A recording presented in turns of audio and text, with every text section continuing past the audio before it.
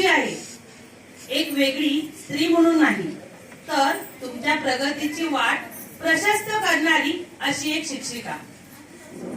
आठवतो तो का तुम्हाला? आठवतो, मला आठवतो तो का जेव्हा 1848 ला पुण्याच्या भिडेच्या वाड्यामध्ये पहिली शाळा काढली.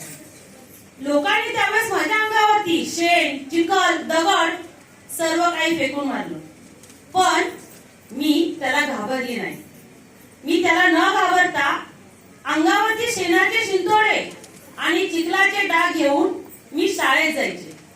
बॅगेमध्ये पिशवीमध्ये एक साडी घेऊन जायचे, कारण माझ्या ज्या लेकी माझ्या समोर बसणार होत्या त्यांना माझ्या चिखलाचे डाग न दिसता माझा हसणारा चेहरा दिसण्यासाठी मी साडी बदलायचे आणि नवी साडी घालून त्यांच्या समोर हसत मुखाने समोर जाऊन उभी राहायची.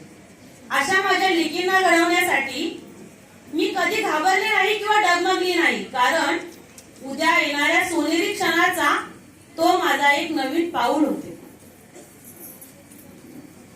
पण ज्योतिबांनी मला अक्षरांची ओळख करून दिली आणि सांगितले, सावित्री, तू शिकलीस तर देशातील स्त्रियांचा उद्धार होईल.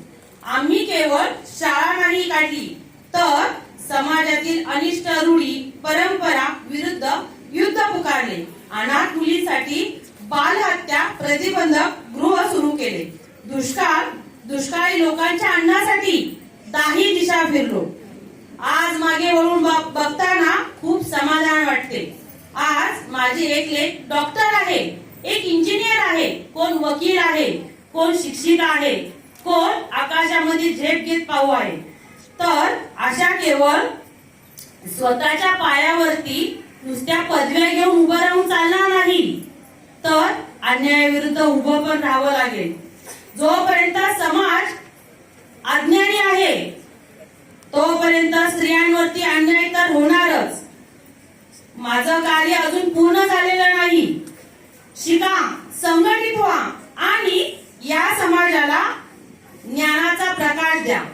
मी आजही तुमच्या पुस्तकाच्या पानात आहे, तुमच्या विचारात आहे आणि तुमच्या प्रत्येक प्रगतीत तुमच्या पावलाबरोबर मी आहे.